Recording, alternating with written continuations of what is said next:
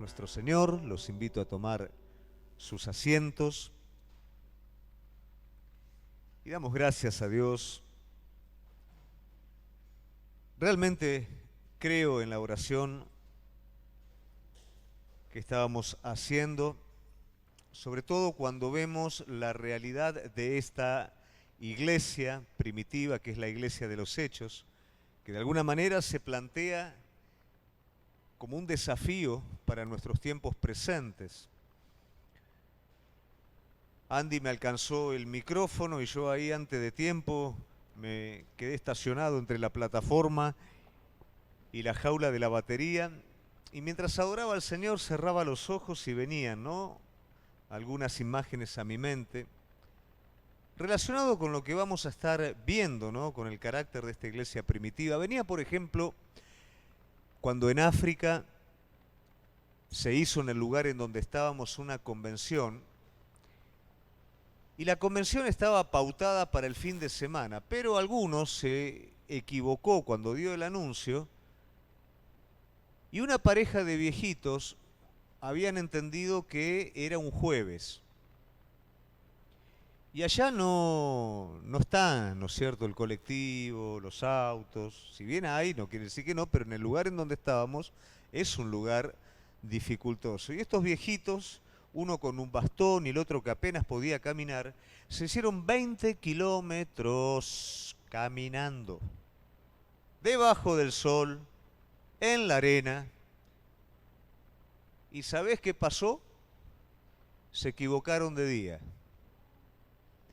Y el pastor simplemente le dijo, no es hoy, es el sábado. Yo te hago una pregunta, ¿qué te hubiera pasado a vos o cómo hubieras reaccionado vos frente a eso? Bueno, estos ancianos le dijeron, está bien, pastor.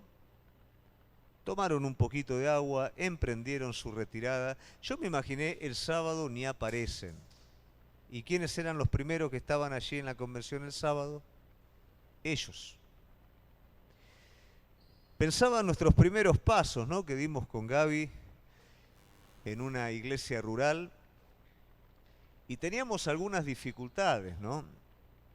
Por ejemplo, me acuerdo una de ellas que yo tenía un jeep grandote, ¿no?, y llevaba a los chicos, los cargábamos, y siempre pegaba la vueltita por el pueblo, estaba a 15 kilómetros de la ciudad, pegaba la vueltita por el pueblo, y al final cargaba a una persona que vivía a 3 cuadras, ¿no? Era una persona un poquito gordita, pero vivía a 3 cuadras del pueblo. Entonces yo pegaba toda la vuelta, la cargaba a esta persona y llegábamos a la iglesia. Y un día esta persona no vino. Y yo pregunté por qué no vino y la respuesta fue porque no la pasé a buscar. Aquella persona que vivía a 3 cuadras de la iglesia. A lo largo de esa semana también, en una reunión que tuvimos, estábamos allí predicando, hablando, y pasó un tren, ¿no?, que no sé cuántos años hacía que no pasaba por ese pueblo, y para saludar al pueblo, ¿qué hizo? Tocó el silbato, ¿no? ¿Y qué pasó cuando tocó el silbato? No quedó ni uno en la iglesia, quedé predicando solo. Volaron todos, no quedó nadie. Y yo ya me estaba acostumbrando, de alguna manera, a aceptar ciertas cosas que no era lo que correspondía. Era un ministro joven. Pero hubo algo que una vez me abrió los ojos. En una de esas reuniones, llegó una parejita de Bolivia, se sentaron atrás, escucharon toda la reunión, vinieron y con una gratitud tan pero tan grande, hablaron con Gaby, hablaron conmigo y querían compartir un almuerzo con nosotros. Y nos preguntaron si nos podían ir a visitar. Yo le dije, vivimos lejos de acá, vivimos 15 kilómetros y aún donde vivimos nosotros es muy difícil que ustedes puedan encontrar el lugar. Pastor, usted simplemente deme la dirección del lugar, me dijo. Y yo le di la dirección del lugar pero realmente pensando que acostumbrado a aceptar lo que no era, tal vez la falta de iniciativa, tal vez la comodidad, digo, seguramente va a ser más de lo mismo. Pero en el horario pautado, que eran las 12 del mediodía, este matrimonio, que supongo yo tendrían que haberse levantado a las 5 de la mañana porque vinieron caminando, encontraron nuestra casa y compartieron, y con un hambre de Dios impresionante. Eso marcó un antes y un después en mi vida, entendiendo de qué manera nosotros percibimos o anhelamos o queremos de Jesucristo. A veces queremos de Jesucristo simplemente si la cosa es cómoda y se ajusta a nuestros requerimientos mínimos indispensables, entonces sí, pero a veces el fuego interno es tan, pero tan grande que lo busco en donde sea y estoy dispuesto a cualquier cosa por ese tesoro y comprarlo absolutamente por completo y esconderlo y guardarlo en lo profundo de mi corazón. Y esto, que parece una rareza, es lo que tendría que de alguna manera distinguir a la iglesia. Porque la iglesia de los Hechos, que es la iglesia que anhelamos nosotros como modelo, no es una rareza, es el modelo original. De la misma manera que Cristo es el modelo de carácter para que nosotros podamos estar desafiándonos y aspirando a ello, la iglesia primitiva es el cuerpo de Cristo en su integridad inicial, en su principio absoluto, de manera que hoy por hoy pueda ser nuestro desafío. No es una rareza, es una iglesia avivada. Es una iglesia creciente, es una iglesia extrema, en un contexto completamente opuesto. Era el poder del Espíritu Santo que hacía que las personas, aún la oposición, disfrutaran de la esencia espiritual de ella. Y a veces yo me hago la pregunta, ¿qué es lo que hoy nos está faltando? ¿Es acaso que necesitamos un contexto opuesto? ¿Es acaso que la ventaja que estamos teniendo, la libertad y la comodidad que estamos teniendo, en vez de desafiarnos, nos está haciendo cómodos, nos está haciendo llenos? Pensaba en la iglesia oculta, pensaba en la iglesia perseguida, aún lo que la gente allí en Mozambique, donde tenemos la base, está viviendo con las persecuciones y cómo el fuego del Espíritu Santo se enciende en sus vidas. Y nosotros hoy, teniendo tantas ventajas como las que tenemos, pareciera que en vez de podernos aprovechar de ellas, eso no hace ni más ni menos que ahogar el fuego de Dios en nosotros. Ruego a Dios que el Espíritu Santo no nos tenga que hacer aprender por medio de circunstancias opuestas, sino que podamos tener la docilidad y la valoración del tiempo que Él nos está regalando para realmente aprovechar todo lo que nos ha sido dado. Hoy tenemos un tiempo de reunión, no tenemos que estar cubriéndonos de algún espía, de alguien que mire, de alguien que nos denuncie. ¿Qué pasaría si fuera lo opuesto? ¿Qué pasaría si el contexto fuera el contexto de la iglesia de la cual estamos hablando? Y yo pensaba, probablemente muchos renunciarían a la fe y otros tendrían que reajustar su criterio de vida cristiana. Pero no es necesario que eso acontezca. Hoy es el tiempo aceptable, como dice el escritor de Hebreos, para que nuestra vida pueda ajustarse a Cristo y para que nosotros podamos tomar la identidad que nos ha sido dada por Él. Vamos entonces, sí, con esta breve introducción a ir al capítulo 12. Y en este capítulo vamos a ver que nuevamente se levanta la dificultad en la iglesia. Ya hemos visto que la iglesia primitiva inicia en el poder del Espíritu Santo y comenzamos a ver cómo los primeros vestigios de desavenencias empezaron a aparecer. Apareció la corrupción de manos de Ananías y Zafira, apareció la contradicción a partir de algunos judíos, de saduceos.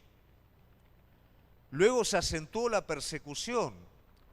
Hubo un primer martirio con Esteban y Saulo de Tarso desató una terrible persecución en Judea. Pero luego vino un tiempo de aparente tranquilidad que duró 8 años y en ese tiempo de tranquilidad Saulo se convierte, Cornelio se convierte y respira un tiempo de tranquilidad la iglesia. Pero nuevamente reinicia otra vez el conflicto, porque esto es algo que tenemos que entender. Una iglesia despierta es una iglesia que entiende que el Señor la está guiando paso por paso, pero entiende también que el enemigo está muy lejos de renunciar a lo que se propuso, oponerse al plan de Dios. Vos tomás tiempos, vos decís, bueno, estoy un poquito cansado, hoy me relajo un poco, el enemigo no. Sus estrategias, que son la traducción que aparece en la palabra de Dios, esas estrategias es una constancia selectiva que apunta a cada santo para desviarlo de la devoción verdadera, tornarlo en una persona seca de esencia y una persona complaciente en formas. Eso sería apostasía, eso sería vaciedad espiritual. Y si el enemigo logra colocar eso en la iglesia, por más que la iglesia sea multitudinaria, no tiene incidencia alguna en este mundo. Y eso es lo que el enemigo intenta hacer en cada momento. Por supuesto que cuando la iglesia está llena del Espíritu Santo y no anhela otra cosa que no sea a Cristo y su propósito, eso sí inquieta al enemigo. Y de la misma manera que lo dejó por un tiempo a Jesús, pero luego arremetió nuevamente, lo mismo hace con la iglesia. La dejó por un tiempo, pero luego arremetió nuevamente. Y aquí ya no es el martirio de un miembro del cuerpo de Cristo, sino ahora ya es el martirio de uno de los discípulos, de uno de los apóstoles. Ya el enemigo no se conforma, sino que apunta a la parte de la cabeza. Va directamente por los apóstoles. Entonces este es el primer suceso del capítulo 12, luego de 8 años. Jacobo, hermano del apóstol Juan, íntimo del grupo de Jesús, es martirizado. Y es tomado preso para ser martirizado también el apóstol Pedro. Esta es la arremetida del enemigo y lo que vamos a estar viendo en el capítulo 12. Entonces vemos que el capítulo 12 inicia de la siguiente manera.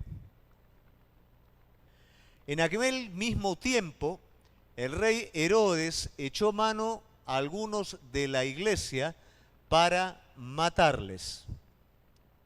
Y mató a espada a Jacobo, hermano de Juan. Este Herodes es nieto de Herodes Agripa, que fue aquel que inició la persecución sobre los niños en el tiempo de Jesús, sobrino de Herodes Antipas, quien estuvo presente en el juicio de Jesús, y es aquel que en este momento está desatando la persecución sobre la iglesia. Y hay una razón, y es que políticamente le convenía a él hacer lo que estaba haciendo. Esta primer persecución es el martirio de Jacobo. Cuando habla de espada, habla de degollar, una muerte que para el judío era abominable. Un historiador recalca que la persona que estaba al lado, es en tradición, o sea, no es un documento totalmente fidedigno, no es bíblico, pero Eusebio declara que la persona que acompañó a Jacob en todo este proceso, por el mismo testimonio del apóstol, él se convierte. Y en el momento en el que él se convierte, cuando lo van a juzgar a este hombre, él se declara cristiano, lo cual hace que tanto Jacobo como aquel que lo cuidaba, ambos fueran muertos por Cristo. Fíjate cuál es la intensidad del cristianismo de esa época. Él se identifica, confiesa a Cristo como Señor y Salvador y pierde la vida junto con Jacobo. Y viendo que esto había agradado a los judíos, procedió a prender también a Pedro. Eran entonces los días de panes sin levadura. Este versículo nos habla del momento histórico, que es un tiempo de festividad, es el tiempo en el que se festeja la Pascua.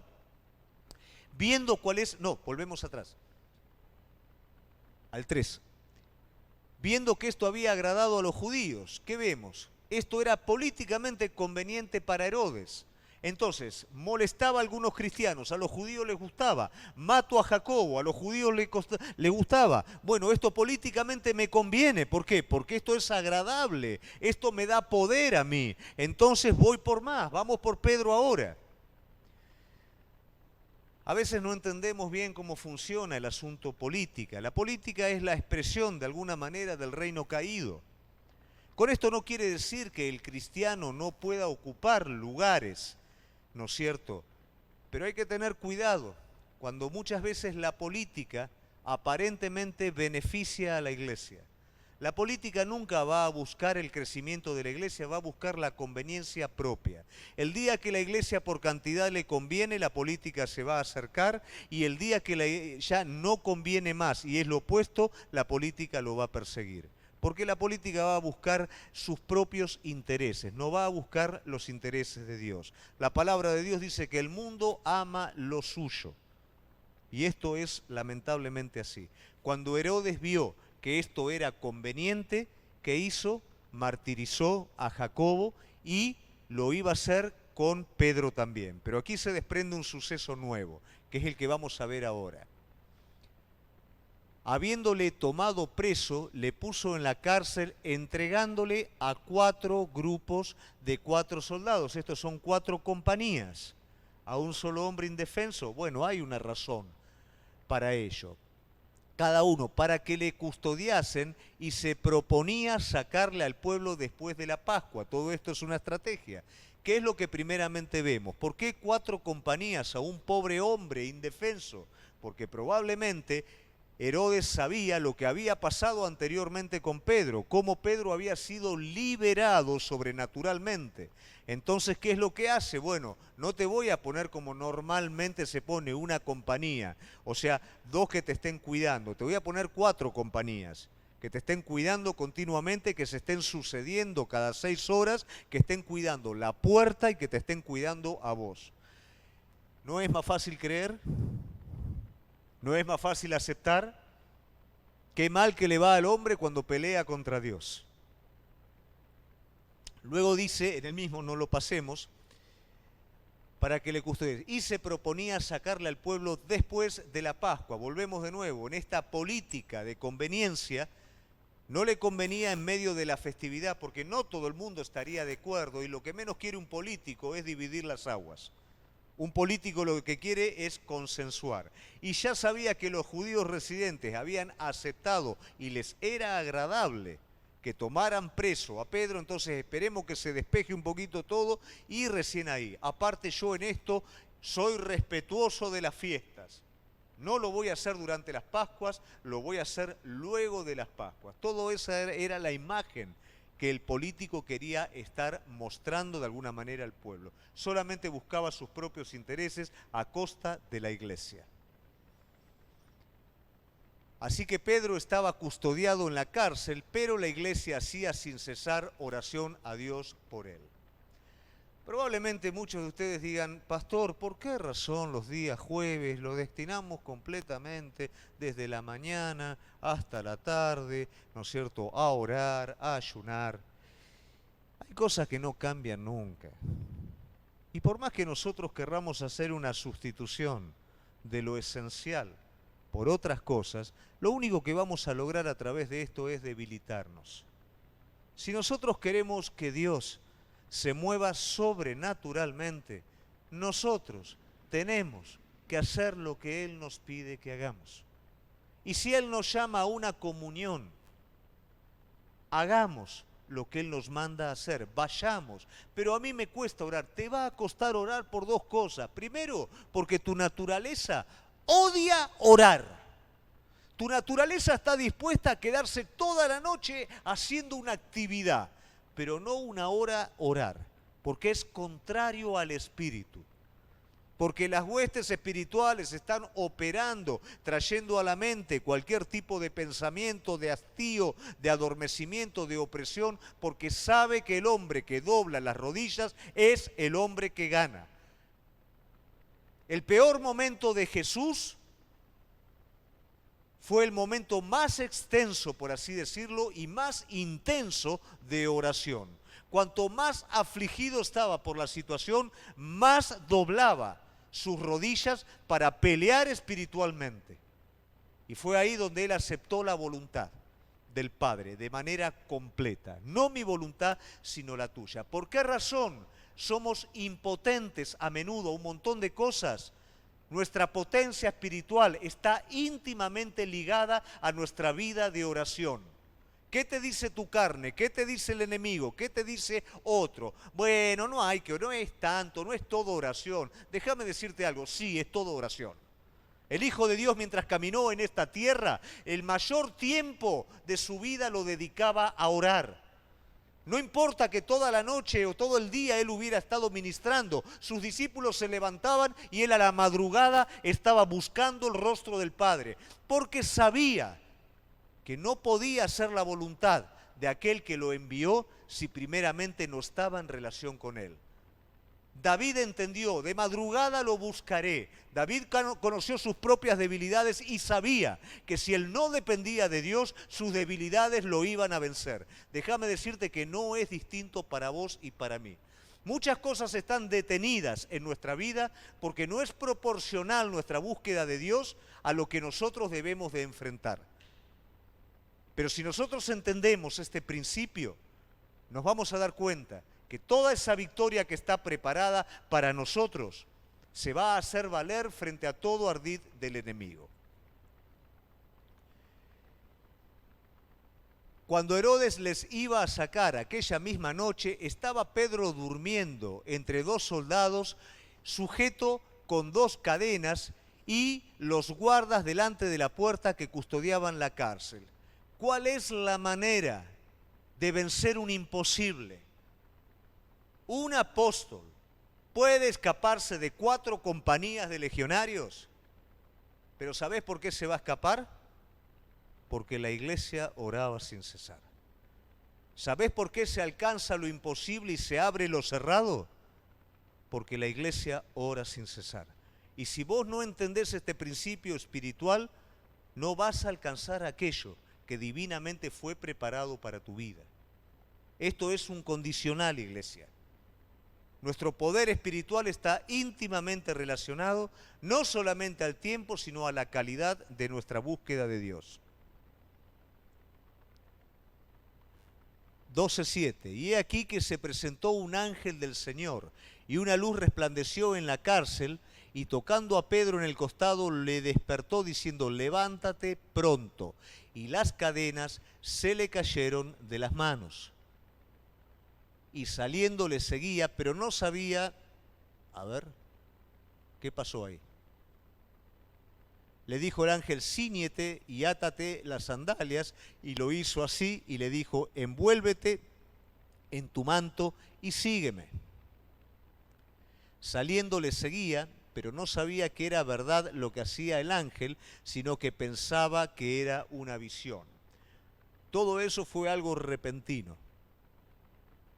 Probablemente Pedro entendió, dado lo que el Señor le había prometido. No nos olvidemos que el Señor le hizo una promesa a Jacobo y a Juan. Cuando ellos querían ocupar un lugar de privilegio, el Señor le dijo el bautismo por el cual ellos serían bautizados.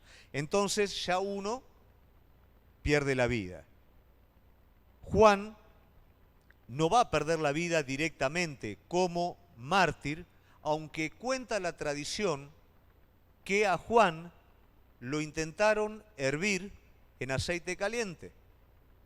Y dice la tradición que lo tiraron a él a una olla de aceite hirviendo. Una olla no es es un caldero grandote, imagínense que para meterlo adentro.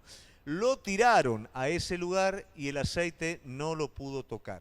Entonces se piensa que desde allí se lo llevó al exilio, ¿no?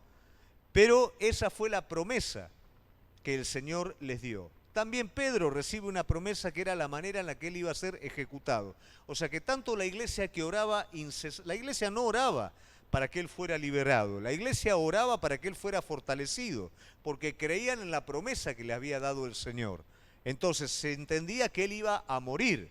Entonces la iglesia quería fortalecer a través de la oración la vida de Pedro. No se imaginaba lo que iba a estar pasando. Entonces dice, habiendo pasado la primera y la segunda guardia, llegaron a la puerta de hierro que daba a la ciudad, la cual se les abrió por sí misma, y salidos pasaron una calle y luego el ángel se apartó de él. Cuando leía todo esto, me gustaba porque vemos la diferencia de los pensamientos de Dios y los criterios nuestros. ¿Por qué razón el Señor lo libera a Pedro y no lo libera a Jacobo? ¿Acaso Él no puede operar sobrenaturalmente de la misma manera en ambos casos? ¿Cuántas veces nosotros erramos por quererlo encerrar a Dios en nuestros propios criterios? Por asociar la manera en la que Dios se mueve y pretender que Él repita las cosas de la misma manera. Si solamente entendiéramos que Él es soberano y que Él nos guía a nosotros de una manera diferente, lo que Él va a hacer con vos no lo va a hacer con vos, lo que va a hacer con vos no lo va a hacer con Él. Y Él sabe de qué manera cada uno de nosotros vamos a glorificarlo a Él. No es un asunto de repetir lo mismo. Por otro lado, se rompía el mito. Los apóstoles son intocables. Lamentablemente hoy hay cierto pensamiento al respecto, pero no con los apóstoles fundacionales. El apóstol, el ungido, es intocable. Déjame decirte que los 12 ungidos murieron por medio de martirio. Y cuando fue el momento y el tiempo de Dios, ellos fueron ejecutados y de esa manera glorificaron al Señor. No podemos encerrarlo a Dios en nuestros criterios personales. Él en su soberanía sabe cómo hacer las cosas. Y esto lo muestra. Amén. Entonces Pedro, volviendo en sí, dijo, ahora entiendo verdaderamente que el Señor ha enviado su ángel y me ha librado de las manos de Herodes y de todo lo que el pueblo de los judíos esperaban. Nosotros creemos, bueno, se levanta Pedro, vio el ángel. No es fácil todo eso. O sea, es un ángel. ¿Quién es? Hasta que caes, cuando caes te diste cuenta de todo lo que pasó. Entendamos que va más allá de nuestro entendimiento natural. Entonces Pedro, después de que terminó todo, mira para atrás y se desayuna, un ángel, ¿no? Quedaron todos duros, ¿no? Un ángel. Ahora entiendo lo que pasó. Muchas veces en nuestra vida va a ser similar cuando Dios obre. No nos vamos a dar cuenta en el medio de la situación en la que Dios está trabajando, pero cuando el proceso termina, nos vamos a despabilar un poquito y vamos a decir, ¿y acá si Dios no hubiera estado? Acá no la paso. Bueno, es lo mismo en nuestras vidas. ¿Qué pasa? Los judíos estaban esperando, ¿no es cierto?, que les dieran al apóstol, ¿para qué? Para poderlo ejecutar, para poder arengar a que se ejecutara al apóstol. Pero el Señor lo libra a él de todo eso porque todavía no había llegado su tiempo. Cuento una historia, ¿no?, que un tal Sundar Singh, que era un indio, le pasó algo similar, ¿no es cierto? Por predicar a Cristo él es encerrado. Y de la misma manera, este Sundar Singh es más contemporáneo, es de la época del 1940, por ahí. y él es liberado milagrosamente de una cárcel. Y este hombre, ¿qué hace? Vuelve nuevamente al lugar donde lo habían tomado y sigue predicando el Evangelio. ¿Entendemos lo que es un cristianismo extremo? No se vale de la situación para escaparse, sigue predicando el Evangelio. ¿Y qué pasa con este hombre? Nuevamente lo agarran y dice, a este no lo podemos meter en una cárcel. El testimonio era innegable, pero los demás no querían creer. Entonces lo lanzan a una suerte de calabozo, que es un pozo. Lo lanzan a ese lugar y él cae, y en ese lugar había cuerpos putrefactos, esqueletos, se lastima, ¿no es cierto? Y un ángel lo vuelve a sacar de ese lugar. Lo llevan a compadecer y le dicen, ¿de dónde sacaste la llave del lugar? Porque hay una sola llave en el lugar. Y él dijo, ¿y quién tiene la llave del pozo?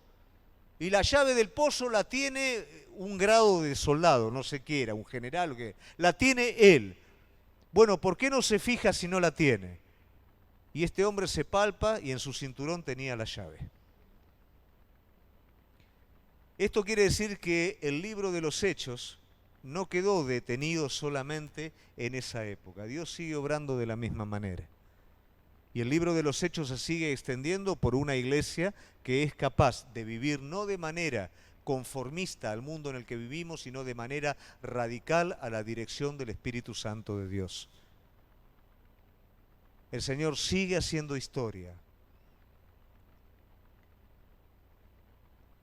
Y habiendo considerado esto, llegó a casa de María, la madre de Juan, el que tenía por sobrenombre Marcos, donde muchos estaban reunidos orando. ¿Qué es esto? Iglesia. ¿Qué es esto? Cuerpo de Cristo.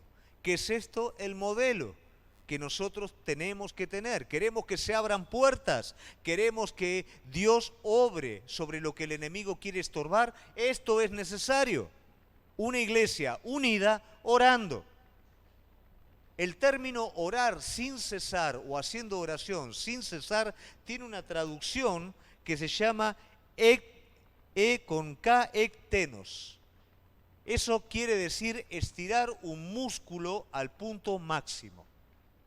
Esa misma traducción aparece cuando Jesús ora en Getsemaní. Ektenos quiere decir estirar el músculo a su lugar máximo. No es esa oración complaciente, cortita, sino que es esa oración extensa que toca el corazón de Dios. De esa manera, esta casa era una iglesia. Esta casa era cuerpo de Cristo. Esta casa, mientras Herodes quería frustrar los planes de Dios, desde allí se liberaba los planes del Señor.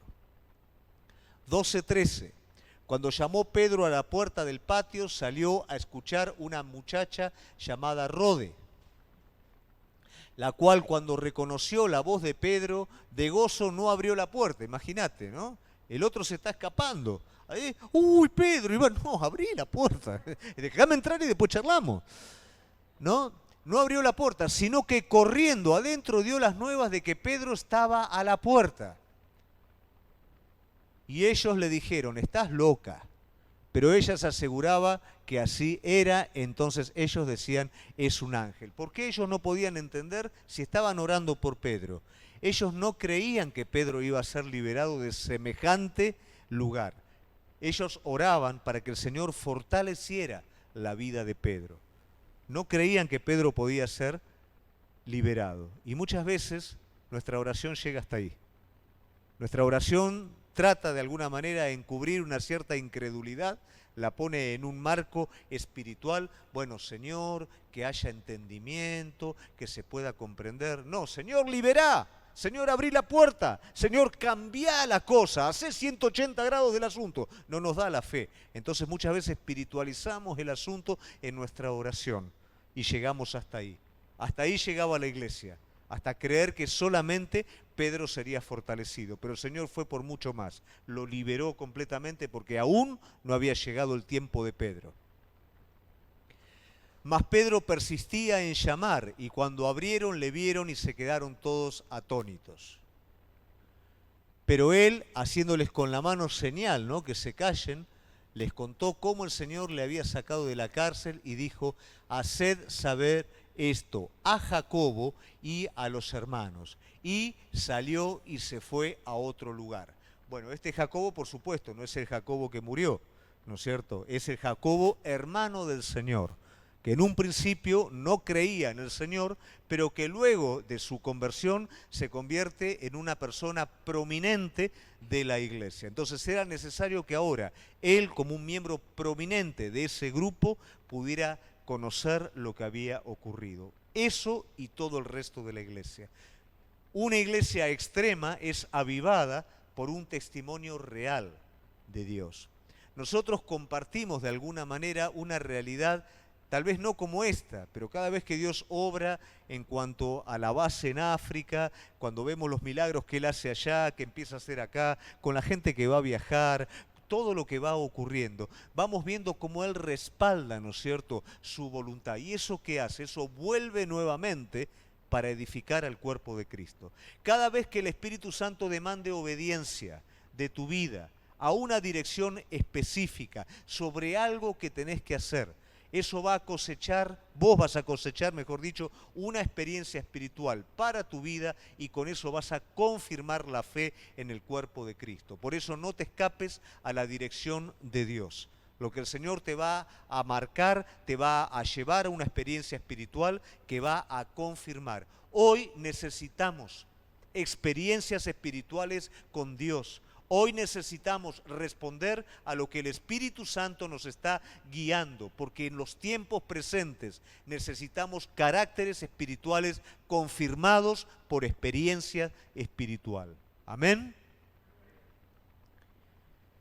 Luego que fue de día, hubo no poco alboroto entre los soldados sobre lo que había sido de Pedro. Imagínate, al otro día, ¿cuántas compañías de soldado había? 4 compañías de soldados. Los 4 estaban, las 4 compañías de soldados estaban, el único que no estaba ahí era Pedro. Imagínate la que se armó.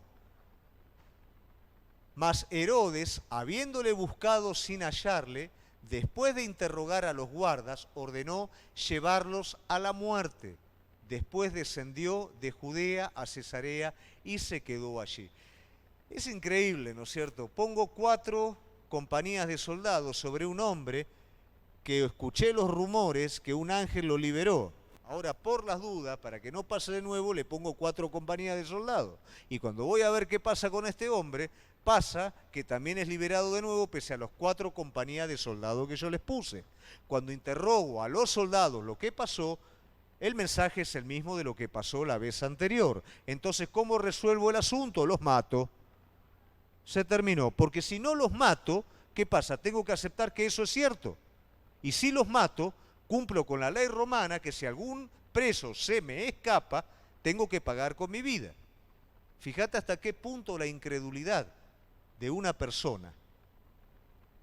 Después dice que descendió de Judea a Cesarea y se quedó allí. Muchos interpretan, no hay una razón por la cual lo hizo, pero muchos interpretan que eso compungió de alguna manera el corazón de Herodes, entonces como para cambiar un poco de aire, para despejarse un poquito, se fue para tratar de alguna manera de darle una razón lógica a lo que había pasado. La única razón lógica es que Dios actúa en su soberanía. Y Herodes estaba enojado contra los de Tiro y de Sidón. Acá parece, es como que corta, ¿no? Tenemos 3 sucesos en este capítulo 12. El primero de ellos es el martirio de Jacobo, el segundo de ellos es el encarcelamiento de Pedro, y ahora aparece un tercer episodio que tiene que ver con una actitud de Herodes hacia, es como que corta, ¿no es cierto?, el relato y entra sobre esto, ¿no? Él estaba enojado contra los de Tiro y de Sidón. La razón por la cual Herodes estaba enojado no se dice, no se sabe tampoco. Pero dice que ellos vinieron de acuerdo ante él. En el capítulo 11 nos habla, ¿no?, de un hambre que iba a estar aconteciendo. Entonces probablemente aquí hay un problema, hay un distanciamiento, pero también hay una necesidad. Entonces los de Tiro y los de Sidón vienen a Herodes, ¿no es cierto?, a buscar ayuda para que no la pasen mal en el momento de hambre. Los víveres los tiene Herodes. Pero ellos vinieron de acuerdo ante él y sobornando a Blasto, que era camarero mayor del rey, pedían paz porque su territorio era abastecido por el rey. frente a la necesidad, ellos de alguna manera quieren congraciarse con Herodes para que no le corten los víveres. Y un día señalado, Herodes, vestido de ropas reales, se sentó en el tribunal y les arengó. Josefo hace un relato muy grande, ¿no es cierto? Es un historiador judío, hace un relato muy prolongado acerca de esta actitud de Herodes. Es como que aquí Herodes, dada la necesidad y dada la arengada del pueblo, ¿no es cierto?, él se pone de alguna manera en lugar de Dios, ¿no? Estamos viendo que lo único que le está interesando es congraciarse con los demás. Bueno, aquí, dada la necesidad, todo el mundo le gritaba: Herodes, vos sos el mejor de todo, vos, ¿no? Entonces él, bueno, se vistió con ropas reales, ¿no? Con todo, acá estoy yo, ¿eh? Acá estoy yo. Y el pueblo aclamaba gritando: voz de Dios y no de hombre. Bueno, acá el pueblo, dada la necesidad, dado dame de comer si querés Dios, ¿no?, lo levantó al lugar de Dios. El problema no es el pueblo, acá el problema ahora es lo que va a hacer Herodes. Entonces dice: al momento un ángel del Señor le hirió por cuanto no dio gloria a Dios y expiró comido de gusanos. ¿Qué fue lo que hizo? Él tomó toda esa situación para traerse la gloria hacia sí mismo. Él se exaltó sobre Dios en medio de todo esto. ¿Y cuál fue el resultado? El resultado fue un juicio sobre él. Como en el libro de Daniel, en el Antiguo Testamento, cuando el rey dice: esta es Babilonia, la que yo construí con mis propias manos, y dice que en el momento en el cielo hubo un juicio y él pasó a ser como los animales hasta que reconoció que el cielo reinaba y luego fue restaurado. Bueno, de esta manera él quiso ocupar el lugar de Dios y el resultado, ¿cuál fue? Un juicio. ¿Cómo podemos aplicar esto a nuestra vida? En nuestra naturaleza tenemos la tendencia a la autosuficiencia, y la autosuficiencia es considerarnos Dios a nosotros mismos. El éxito de todo hijo de Dios radica en la dependencia a Él. La dependencia no es fácil porque hay un conflicto interior entre cómo vemos nosotros las cosas, cómo creemos y queremos hacer las cosas y cómo Dios las ve y las quiere hacer. Rendirnos al Señor no es venir más a la iglesia. Rendirnos al Señor es rendir nuestro principio de autosuficiencia y decirle: Señor, aquí estoy, aquí está mi vida, sé vos el que dirige. Yo sé que hay caminos que a mí me parecen correctos, pero son caminos de muerte, hay caminos que a mí me parecen ásperos, pero son caminos de vida. Yo no sé elegir de forma correcta, por tanto, te entrego a vos el poder de decisión sobre mi vida. Pero la palabra del Señor crecía y se multiplicaba. Hoy hacemos tantos esfuerzos para que haya crecimiento, esfuerzos que tienen que ver con facilitar las cosas, mientras que aquí las cosas cada vez se complican más. Sin embargo, ¿qué dice la palabra de Dios? La palabra crecía y la iglesia se multiplicaba. Si nosotros nos adherimos de manera fiel a la dirección del Espíritu Santo, a la palabra de Dios, va a haber un crecimiento genuino. Y un crecimiento genuino no tiene que ver con una expansión de multitudes. Un crecimiento genuino tiene que ver con la conversión de hombres y mujeres a Cristo. Tiene que ver con la conversión verdadera del corazón, con la entrega verdadera. Solamente la entrega verdadera hace que una pareja como esta, que te hablé al principio, se haga 15 kilómetros debajo del sol porque tienen hambre de escuchar. ¿Cuántos hoy tienen hambre de escuchar? Yo recuerdo el día que me convertí, no por ponerme como un ejemplo, porque realmente cuando el día que me convertí, yo no era ejemplo de nada, pero sí tenía un hambre de Dios terrible. Y me iba antes a la iglesia, y me iba a orar antes, y quería más, y hacía lo que había que hacer. Había un evangelista en esa época que, bueno, el Señor lo utilizaba un montón, y yo no sabía ni dónde era el lugar. Y yo no te puedo explicar todas las vueltas que di. Sé largó un diluvio que no podía hacer. Yo tenía en esa época un fitito. Llovía 3 centímetros y me ahogaba. Bueno, recorrí todo Mar del Plata hasta que pude encontrarlo. Lo agarré al final a este evangelista predicando, pero yo quería más. Yo quería más y quiero más de él. ¿Hasta dónde somos capaces de llegar por lo que queremos de Cristo? ¿O nos estamos conformando solamente con un poquito y que todo lo demás lo haga otro? Ese fuego crece en la virtud. de que el combustible esté presente. Y somos nosotros los que le vamos a agregar ese combustible. Somos nosotros los que le vamos a dar transcurso a ese querer como hacer que el Señor ya puso en la vida de nosotros. ¿Por qué esta iglesia crecía y tenía menos recursos que nosotros? ¿Por qué esta iglesia crecía y estaba más oprimida que nosotros?